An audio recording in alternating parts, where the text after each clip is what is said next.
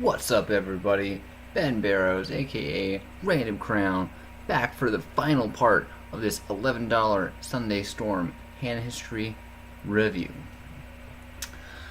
If you all remember from the last hand history, we had just limped in the small blind and bet the flop after the BB checked and took it down.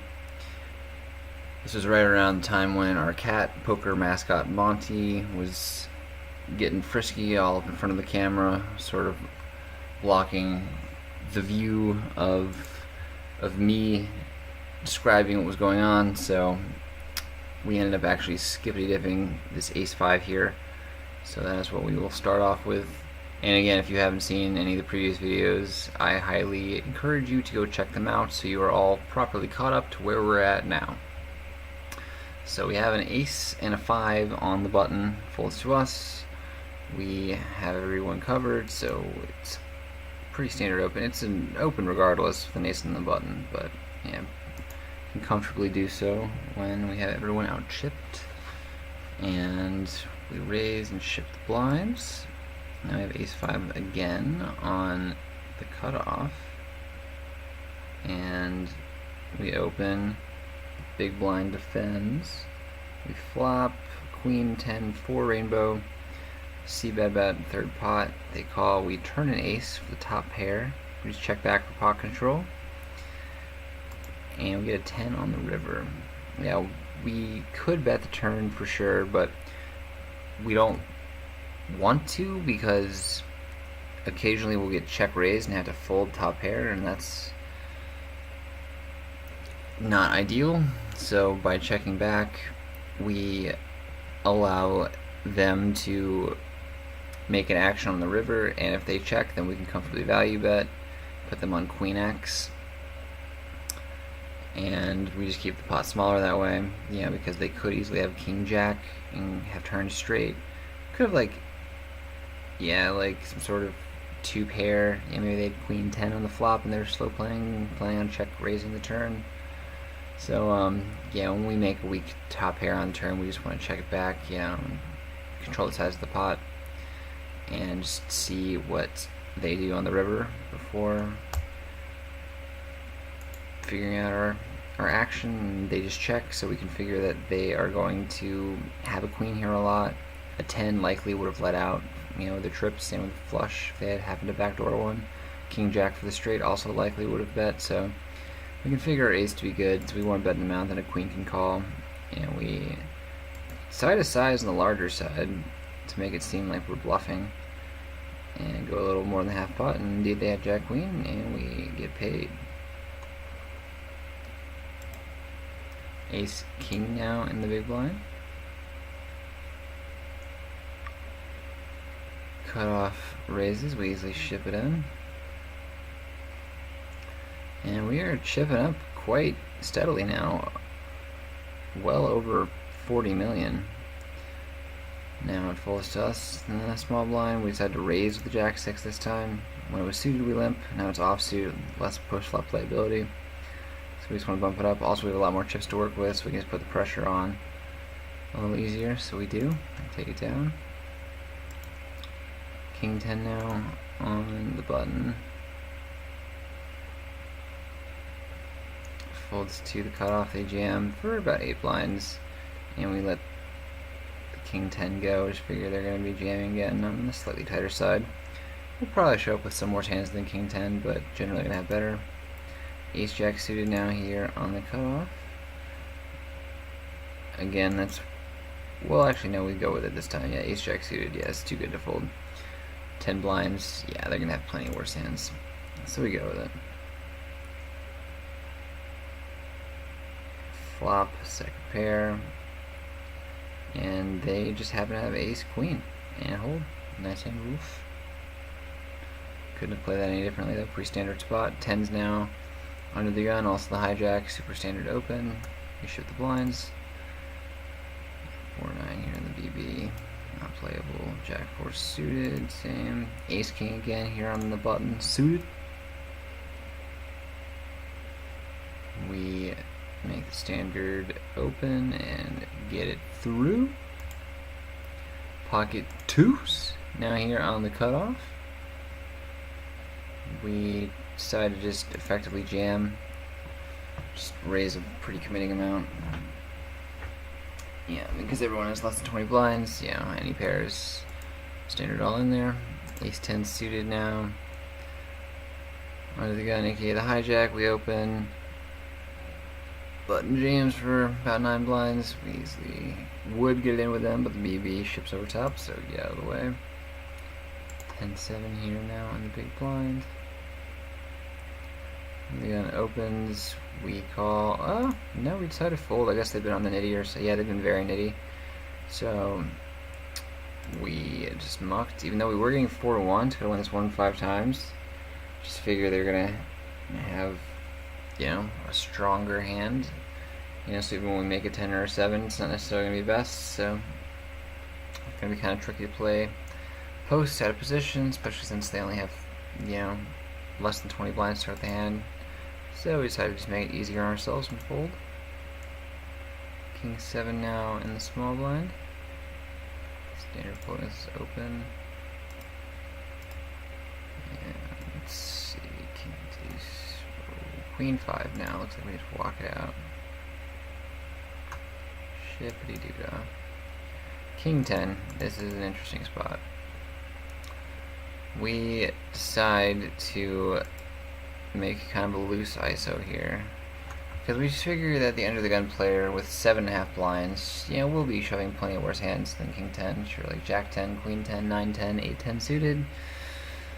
Yeah, King 9, King 8, King 7 suited, King 6 suited.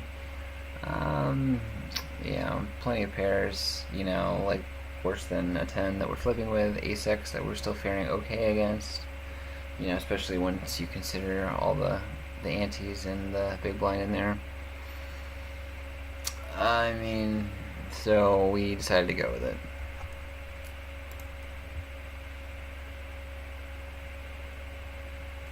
And after reviewing this on my own a while back, I crunched the numbers, used the Hold'em resources calculator, and determined that it was actually King Jack or higher. That is an ISO. King Jack offsuit. I think as far as suited hands go, I think maybe King 9 suited. Definitely King 10 suited an ISO, but King 10 off, not quite. And yeah, they had an ace and they just held, and we lost like what? A little less than a quarter of our stack. But I think it's still okay. Like, I think they are going to be showing up with plenty of worse hands. And again, you know, we're virtually flipping against like weak ace-X's like this. Yeah, any ace-X, you know, like we're like 40% to win, not too shabby. And again, with all the extra money in there from the antes and the blind, big blind, you know, it's still a pretty reasonable situation for us. But as far as pure Nash ranges go, they do say that, yeah, it's King Jack off or higher, so this was technically a fold. So, alas, again, can't play perfectly every hand. Ace King now on the button. Folds to us, and we raise. I think we could just go ahead and jam it. About 18 blinds effective. But if we ever think that they can get in worse hands, you know, when we raise, you know, just induce them to ship it in with like a worse ace or a king, Jack Queen, some sort of Broadway suited connector, then yeah, we definitely would prefer to raise call. But nothing wrong with shipping either as well, it's unexploitable. So yeah, either way is fine. But yeah, we just raise, ship the blinds. Jack King now in the big blind. And small blind ships in for 14 BB. Decided to make an itty muck. We're on the final table bubble. Just either one player away or 2 or 3 away. So we just anticipate the small blind to be shoving a bit tighter because of that, especially since they, you know, have more chips than the button there, who's going to be busting soon. Yeah, I mean, this Rulf guy has been on the tighter side anyway. And they show up with ace queen, we have ace jack. That's why we folded the ace 9 earlier to them. They just, you know, haven't been particularly active. So when they shove 14 blinds, you're blind versus blind. Even though this is a snap versus most players with King Jack, I think against them, letting it go is a fine play. So that's what we do.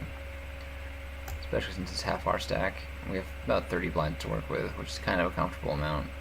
This deep in this tournament, like we're the table chip leader still, and if we lost that, we'd compromise that and be in a all-in or fold situation ourselves, which we prefer to avoid.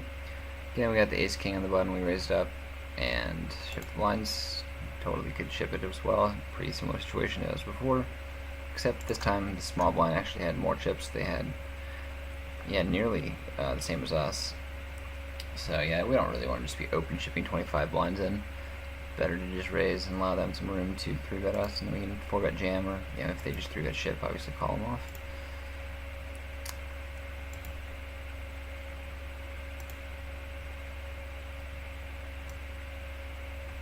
Four jack suited. Looks like we just fold here on the button, kind of make a nitty fold.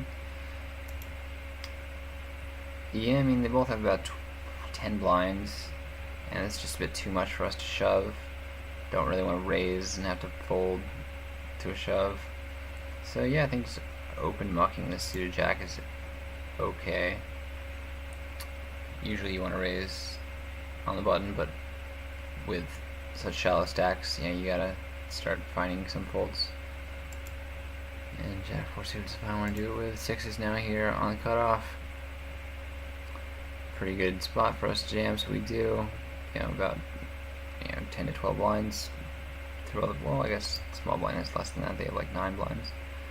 So just a textbook shove spot with the pair, and we get it through. Ace 3 suited now, facing this button jam for about 10 blinds, and we call it off just because this guy has been pretty loose. A suited ace in the big blind, it's just going to be ahead of their 10 BV shoving range, so we just get it in. And do not get there against their higher ace. They have the ace king and they hold. Nice hand.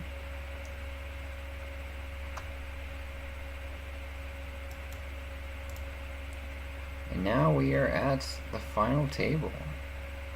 Hype, everyone.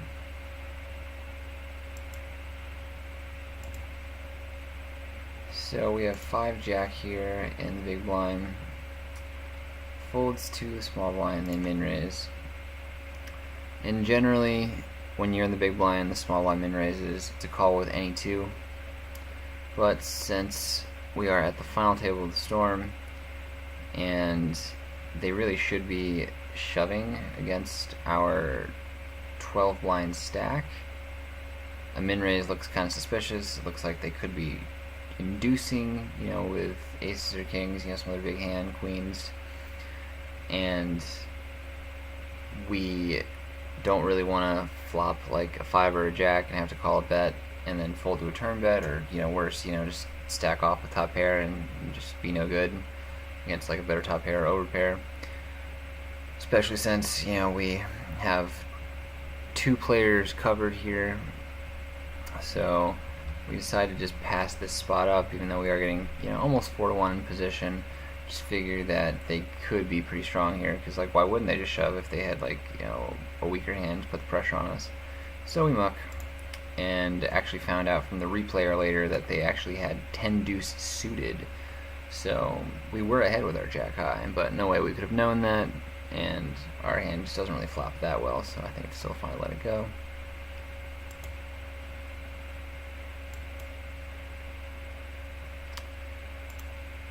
Ace 10 here now, make another nitty fold. Think that we could totally have ISO'd this, but we decide not to. It's for pretty much all of our stack, but at the same time we have less than 10 blinds now, as do they. And they shippy dip it in under the gun +1. But I just figured that because of the storm, it's like a low bind, big field MTT, they're gonna, like all the players generally are going to be shoving tight early position, or at least some of them, like unless they're like good regs, then they obviously, the solid players, a thorough understanding of Nash ranges will be shoving, way wider than ace 10 here, we can comfortably ISO.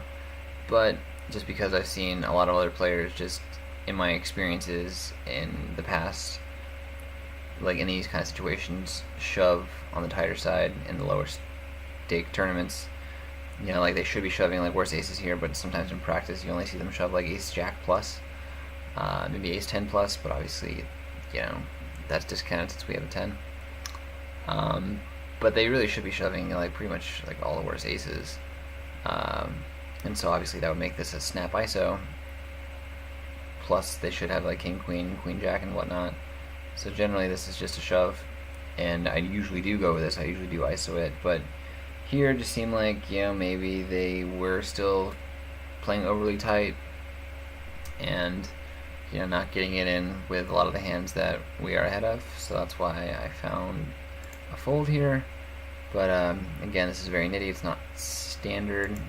Generally it's best to go with. And again, found out on the replay later that they did indeed have king queen off, so it obviously would have been a fine spot to go with. But again, hindsight is 20/20. Can't play perfectly every time. But yeah, that is GTO ISO spot in general, so definitely worth going with there. And now we have jack 8 suited here. Blind versus blind folds to us. We just bump it up to 4x, put in more than half our stack, commit ourselves, and thankfully get it through.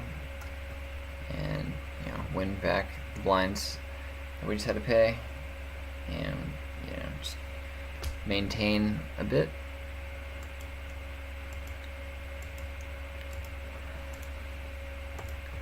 And then we get king jack here under the gun, and we shove our last 5.5 blinds in there. Get called by the short stack on the button for a little less than 4 blinds. They have ace king, and we fortunately bank a jack on the turn to suck out, to bust them, get a ladder, and actually have a healthy stack now. Ace 10 suited here in the big blind, facing this jam from the hijack. Again, this is a standard call,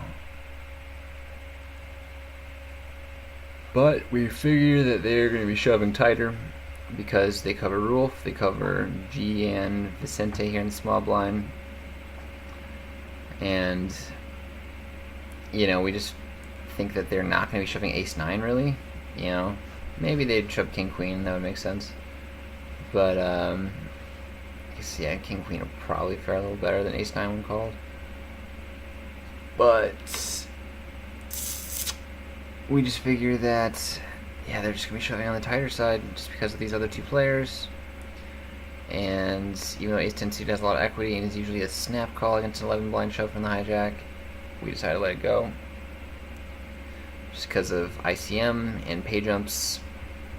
Just made this spot not as lucrative as it usually is, so we just let it go. And they actually had 6s, found out, so we would have had to ship the flip. Folds to us, now blind versus blind, and we decided to let the king high go.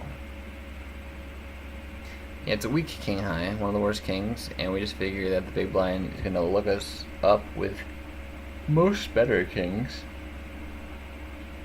Certainly king 9 plus, maybe king 8, king 7. And again, the fact that Rulf and Gian Vicente both have less than us, we want to try and ladder a bit, and king 3 just doesn't seem like a super awesome spot to get it in. Like, obviously king high is going to be the best hand, blind versus blind, enough of the time to make it worth going with, but the times that we do get called, our equity isn't that fantastic, so just happy letting it go. And found out from the replayer they did have an ace, so that was fortunate that we did not go with it. But if we were like the short stack, it would have been a snap jam, of course. Here's an interesting spot. I got 10-9 suited on the cutoff, and this is just too good of a spot to pass up, really. We have 10 blinds now. Cover the BB, and the small blind's kind of tight, and the button should not be calling super wide either, since still got 2 players left to act, and 20 million's about half their stack, so we just bump it up, go all in virtually, just raise half our stack, commit ourselves, and just shift the blinds.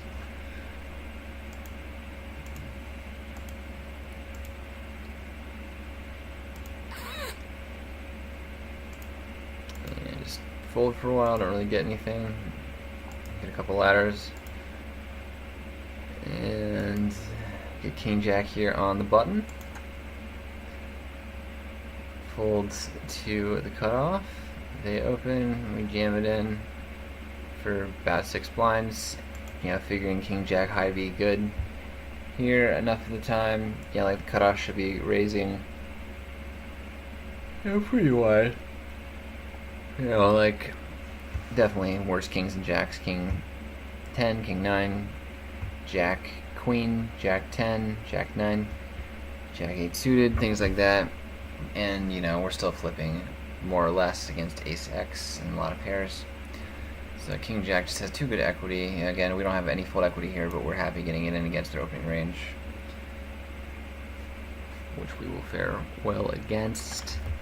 And they just happen to have Ace 8, you know, and hold. And that does it for us. We officially busto Sunday Storm. Don't know why they have some hands out of order here. Obviously that hand happened before Jack King, but it just seems to be how the replayer works. Just has a few hands out of order, whatever.